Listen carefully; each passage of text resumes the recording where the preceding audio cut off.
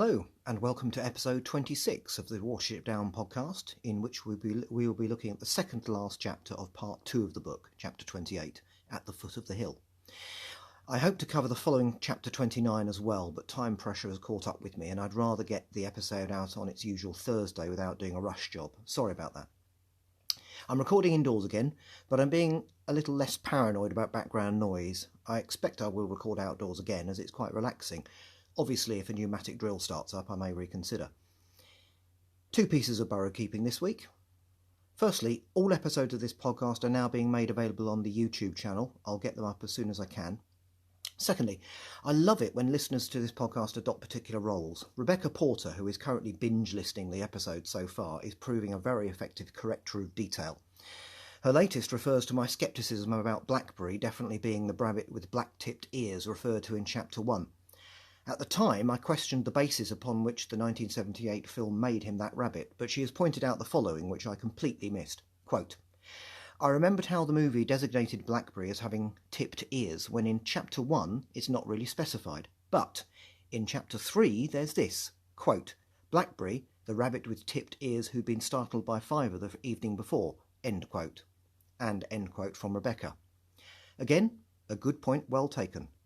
Keep them coming, Rebecca.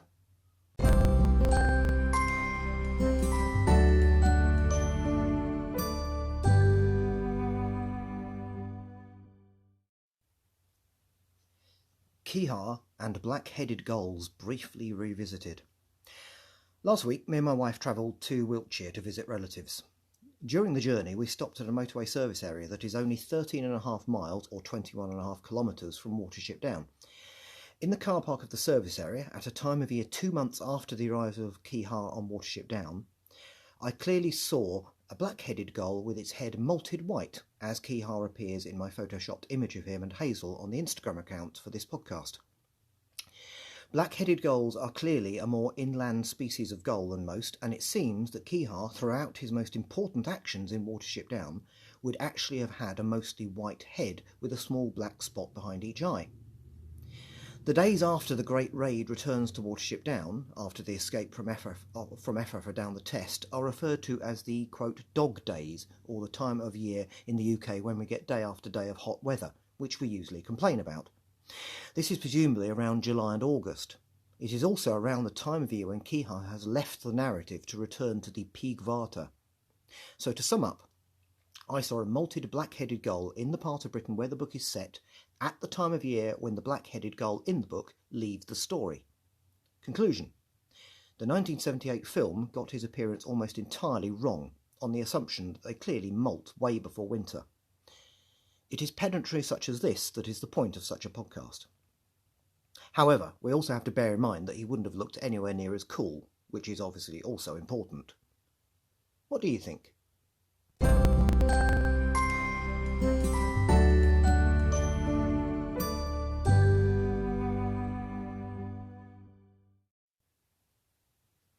Chapter 28. At the Foot of the Hill. The opening quotation from Walter de la Mare is refreshingly optimistic and refers to coming home after a time of fear. It is from the last 4 lines of The Pilgrim. This chapter follows on immediately from Holly's account of Efrafa in the previous chapter. Its focus on him at first is appropriate. Bigwig comments that no one but Holly could have managed to get his group out of a place like Efrafa. Holly makes it clear that he thinks Frith meant them to get out, and it is indeed possible that without the train coming along when it did, they would not have got away. Holly seems to know this all too well, which is why he cautions against the plan to return there later. But then again, if he believes that the train was a divine intervention, which we know it wasn't, wouldn't this mean that Frith wants them to succeed? As they go outside to Silverweed, Holly talks to the hutch doe Clover, reassuring her about Warren life and referring to Hazel as Hazel Ra. She seems to be adapting well. Then Bigwig spots Blackberry returning to the down, who brings the news that Hazel is alive. He recounts the events that followed from the discovery of Hazel in the land drain. They had to drag him out by his good hind leg, and he is now resting in the ditch at the foot of the down where they first heard Holly when he arrived at Watership Down. It is a brilliant account of what has happened, and Fiver being described as being, quote, like a butterfly on a stone, end quote, is a really nice touch. It sums up how relaxed Fiver was in the face of apparent danger. Notice that Bigwig still does not refer to Hazel as Ra. Mind you, neither does Blackberry in this conversation. There is too much urgency, probably. Bigwig asks how Fiver knew where Hazel was, which seems an odd question. Hasn't he realised yet what Fiver is capable of? Hazel has a nasty wound along one hind leg, but his bones are not broken. It has taken them all evening to get Hazel to the ditch, which was extremely dangerous in itself, in open country, with Hazel smelling of blood. However, Fiver was unconcerned all the way, and said they could take their time, and Blackberry believed him. His psychic powers have gained even more respect. At the foot of the hill, Hazel couldn't go on any further, thus giving this chapter its title. So Blackberry has gone ahead to bring the news. Hazel and Fiver are sheltering in the overgrown ditch where Holly was first heard when he arrived at Watership Down. It is clear that Hazel will have to stay there for now. Bigwig immediately says he is going to see Hazel to help make him comfortable and relieve Fiver. He jokes about fighting a stoat if he meets one. Stoats are smaller than rabbits, but are vicious killers. Look it up on YouTube if you can bear to, though I don't recommend it. So Bigwig really is getting braver, if he means it. We now have an account of these events from Hazel's perspective. The journey to the foot of the hill has been the most painful experience of his life. He was close to death when Fiver found him, and he had been tempted not to respond when he was found. It almost felt easier to just die. He seems to be the old grey man of Delamere's poem. Only after they dragged him out of the drain, and he realised what they had risked to find him, did he start to make the effort to save himself. Several times he lay down in exhaustion, and it was only Fiver's encouragement that kept him going. He set the goal of getting to the ditch, but that was it. Bigwig finds Fiver feeding by the ditch, and they both spend the night crouched by Hazel, as there is no point in digging this late. The next morning, Bigwig sees Kehaar nearby, who asks after Hazel. He asks if they have taken out the, quote, little black stones, end quote, or shotgun pellets, from Hazel's wound. Bigwig knows nothing about these. How Kehaar has gained such knowledge we are never told, but his wisdom that removal of these stones from a wound will help seems well founded. Just to help prevent infection, perhaps? Hazel manages to get out of the ditch to see Kehaar, and Kehaar's sense of smell and beak does its magic. The pellets went through Hazel's flank, but there are 2 of them in the muscle of his leg, which Kehaar digs out quickly. Dr. Kehaar prescribes 2 or 3 days' ditch rest, then returns up the hill. He may well just have saved Hazel's life. Hazel stays at the foot of the hill for 3 days, with Nurse Fiver licking his wounds and monitoring his recovery. They do not mention Nuthanger Farm, but Hazel has clearly, finally learned to listen to Fiver. It should not have taken getting shot for that to happen. Their conversations there are what decide the course of the rest of the book, and I will definitely be looking for that ditch when I eventually film a site visit at Watership Down itself. It is a significant location in the story. When Hazel says that none of them would be there if it weren't for him, Fiver responds by asking if they really are on Watership Down.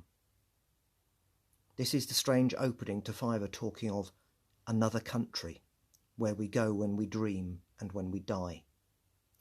El-Akhira seems to have had the ability to move between the two, which will be demonstrated in later tales told during the story. Many rabbits think it is a pleasant place to be in, but Fiver disagrees. He thinks it is wild and dangerous. This is a far more classical view of the underworld than the Judeo-Christian-Islamic idea of heaven, in which a good life leads to a happy afterlife. It seems closer to what Odysseus experiences in his journey there as part of his return from the Trojan War. Not an afterlife like hell at all, but also not one to be desired. Far better to stay alive for as long as you can. Fiver repeats his question. Are they really here, in this world, or in that other place? Hazel says that as long as their bodies are in this place, that's good enough for him. When he jokingly says Fiver should talk to Silverweed, the poet from the Warren of the Snares, Fiver responds by saying that the terrifying thing about him was that he knew he belonged in that other place. In a world where there is no supernatural, which is the one I think I am in, this is just a way of saying he was suicidal. But again, Watership Down is not set in such a world. So, what is Silverweed in such a world? Fiver ends, chillingly and mysteriously, by saying that the, quote, ones in that country, end quote, got Silverweed, and that they don't give away their secrets for nothing. So does that also apply to Fiver? Is it this that scared him so much? The arrival of Holly and Blackberry ends this conversation. Holly has already visited before to tell Hazel what happened in Efrafa. When he told of the messenger of Frith saving them, which we know to be a train, Fiver, for all his mysticism, was sure there was a natural explanation. And he's right. These days we call it the South Western Railway's train from London Waterloo to Exeter. Hazel is more interested in the failure of the mission and the reasons for it. He wants to talk to Holly again. Hazel describes the nut hanger raid as a silly lark, but Holly points out that it has got them their only does. Their discussion about the does makes it clear that, aside from the females being referred to as little more than livestock, in this world of talking rabbits there is no romance, even though rabbits do form enduring pairs.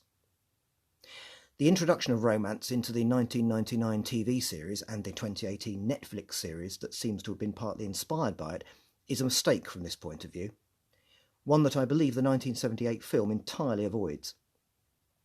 Redressing the male-female imbalance was, from a revisionist perspective, completely valid, but a bit spoiled by this unnecessary element. Frankly, I would rather have just had a shot or two of them making more rabbits. Maybe in the background, though. What do you think about this? Holly is pessimistic about the prospects for the hutch does. The warren clearly needs more. Hazel says that he now knows what they need to do, but he can't yet see how to do it. They have to go back to Efrafa and get some does out. The can of worms is now officially open. Holly, unsurprisingly, thinks this plan is very ill-advised. He uses the word inlay in a sense that refers to some kind of underworld, which I've added to its definition. Hazel agrees that it cannot be done by fighting, so they will have to use a trick. Holly is still very sceptical, but Hazel turns significantly to Blackberry and outlines the 3 things this trick must achieve. 1. It must get does out of Efrafa, obviously. 2. It must evade the pursuit of the Efrafan Owsla. 3. It must make the raiding party impossible to find, beyond the reach of even a wide patrol. Devising this trick will be the job of Blackberry. Adams punctuates the discussion with a brief description of the sights, sounds and smells of nature around them.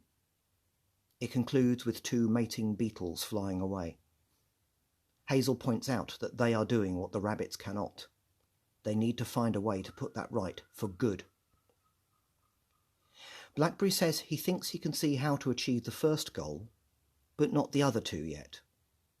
He wants to talk to Fiver about it. This humility is a true sign of his intelligence. Hazel says his leg is good enough to climb the hill now, and that he will return to the warren the next day. Holly is not happy. He thinks Hazel is making a bad mistake that could get them all killed. He is very nearly correct about this. But Fiver responds. He agrees it ought to feel that way, but it somehow doesn't. The scene is being rapidly set for the most exciting and frightening events of the book.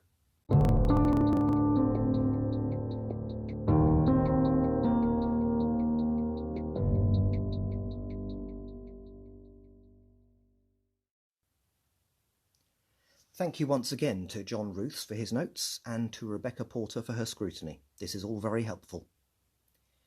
I got events the wrong way round in this section last week. Hazel actually hatches his plan before returning to the Down, and next time we will definitely deal with his return, when Hazel puts his plan into action. The great raid on Efrafa is approaching.